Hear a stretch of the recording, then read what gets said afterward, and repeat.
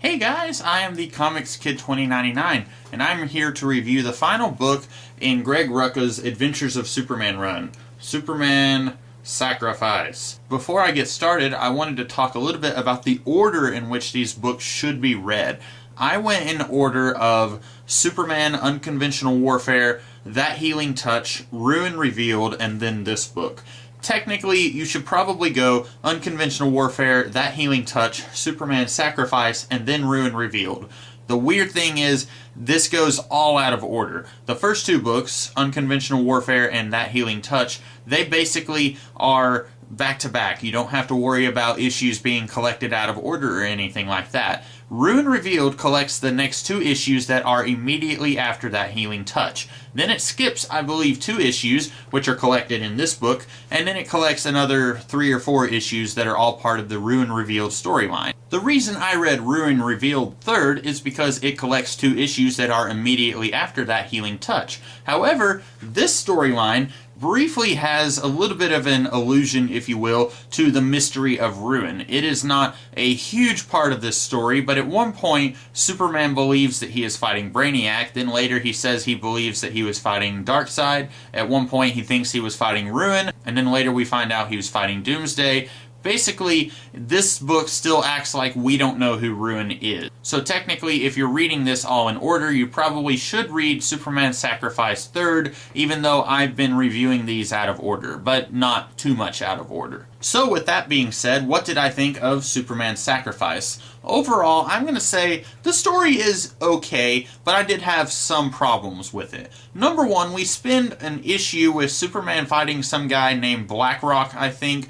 Ultimately, that whole issue doesn't really do a whole lot for this story. It kind of begins with the theme that the human beings on Earth don't really trust Superman, and that is a major theme in this book, as well as all of the DC comics around this time. Around this time, Batman had invented a satellite that was meant to spy on everyone on planet Earth. That is definitely a part of this theme of not trusting other people. And then this is also the story where, spoiler alert, Wonder Woman murders Maxwell Lord. And this definitely kind of plays into that perception of humanity not trusting the superheroes, as well as the superheroes not really trusting each other. And then you've got the entire Justice League. They don't really trust Superman because, as we find out later in the book, he's being controlled by Maxwell Lord. So there's definitely a whole lot of trust issues going on in this book. And that's about the only connection that the first issue has with the rest of this book. After the fight with Blackrock, we get what I believe is an entire issue of Superman seeing Brainiac talking with Lois Lane, and then he goes and he fights Brainiac. And then the Justice League comes and they're like, listen, we need to talk. You've got human blood on your hands. Where do you think that came from? And then Superman is like, oh, I remember now. I wasn't fighting Brainiac. I was fighting Darkseid. And then we get another issue of Superman fighting Darkseid. And by this point, you're beginning to realize, okay, none of this actually happened for real. And then we find out at the very end of the second issue of that storyline, which is actually the third issue in this book, that instead of fighting Brainiac or Darkseid, Superman was beating the tar out of Batman. Now, I'm not entirely sure how Batman was able to survive this experience, but we'll just run with it. After finding out that he nearly killed Batman, the Justice League is trying to figure out, okay, what's going on here? And they pretty quickly figure out that Maxwell Lord has been controlling Superman. The reason Maxwell Lord has been doing this is that he doesn't believe that the regular, normal, average, ordinary Joes of planet Earth are safe as long as the superhumans are around. Now, I'm not entirely sure how that works with him because he is clearly more than human. He has the ability to control anyone else that he wants. So I feel like that's something that is a little contradictory. Maybe someone should have been like, yo, Max, if you don't trust Wonder Woman and Superman, why should we trust you? How do we know that we're not your puppets or anything like that?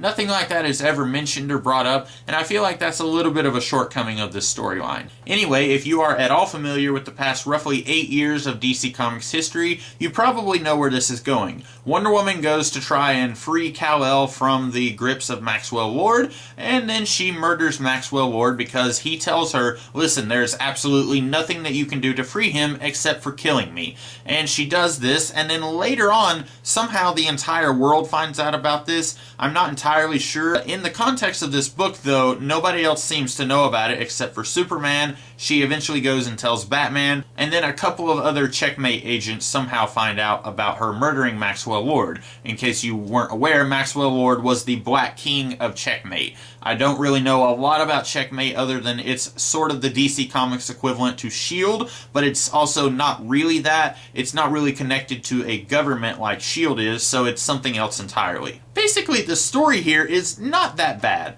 The idea is someone is controlling Superman, and in reality, if someone was controlling Superman, that would be a very scary and dangerous thing to deal with, and the Justice League would be like, yeah, we're kind of out of our wheelhouse here. They try to deal with it, but we find out very quickly that if Superman wanted to, he could really thrash every single one of the members of the Justice League and do it pretty efficiently. Like I mentioned earlier, this book is all about trust and how nobody in the DC Universe trusts anyone else, and I don't really like that a whole lot. As a rule of thumb, I'm a pretty cynical guy, but I don't like seeing comic books also portray a very cynical image of the universe. Even though I myself am cynical, I don't want to see everyone else be cynical as well. I like to see a little bit of that hope for optimism somewhere, and if I'm going to be reading my comic books, which I view as escapist entertainment, I don't want to go there and see, oh look, the world is terrible, you shouldn't trust anyone, because look, there's absolutely no reason to trust anyone. And I really feel like this book is trying to portray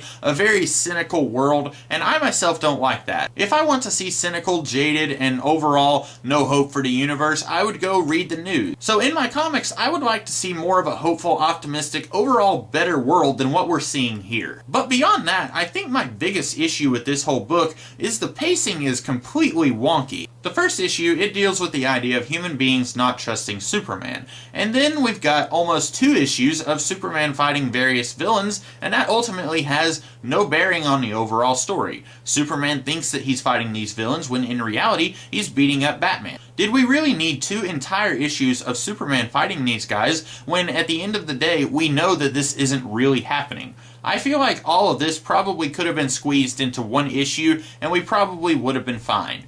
And then after the reveal that Superman has beaten up Batman, then it seems like we have 4 or 5 issues of finding out, okay, Maxwell Lord is behind all of this, then we have a couple of issues of Wonder Woman and Superman fighting, then Wonder Woman goes and murders Maxwell Lord, and then we've got a couple of issues of the aftermath of that. This whole book is about 8 issues long, and I think the whole thing could have been 4 or 5 issues max. It really doesn't need to be as long as it is, but that's generally a complaint that I have with all comic books nowadays. I feel like no matter what happens, any storyline that's being told in comic books is being stretched out longer than it needs to be just to make more money. I've talked about this before, but if a writer says, I'm going to do a story that takes 8 issues, that's 8 times longer than what a story used to take. Back in, say, the 1960s, if a storyline was going to happen, it would be 2 issues long. There was not any of this multi-part storylines back in the day. And so, as a rule of thumb, if you bought a comic book for however much you bought it for,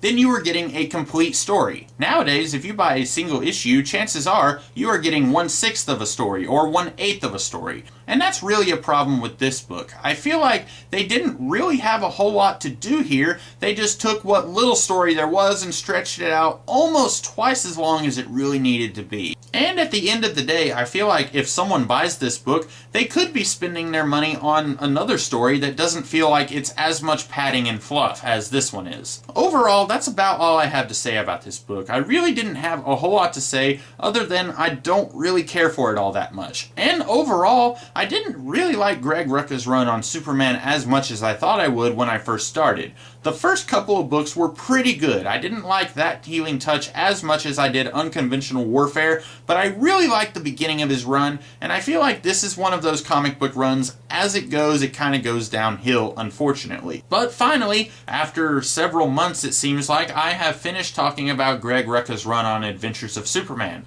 So I'm going to be filing this book away in the shelf, and who knows what other comic book stuff I may be talking about on this channel. I'm probably going to be reading all kinds of comics in the coming month or so I may decide to talk about another run of comic books, or I may decide to talk about a whole bunch of individual storylines that don't really form a single run. I don't really know what I'm going to do, so I guess you guys will find out along with me. I hope you guys enjoyed this video, and if you did, be sure to like, share, comment, and subscribe. And I will be back tomorrow with an entirely different kind of video. So until then, I will see you guys next time. Have a great day.